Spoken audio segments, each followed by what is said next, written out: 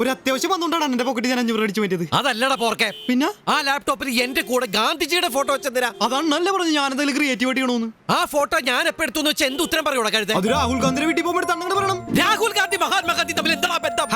മഹാത്മാഗാന്ധിയുടെ മോനല്ലേ രാഹുൽ ഗാന്ധി? സോറി, ഞാൻ അളിയെന്നാ ഉദ്ദേശിച്ചത്. അളിയൻ.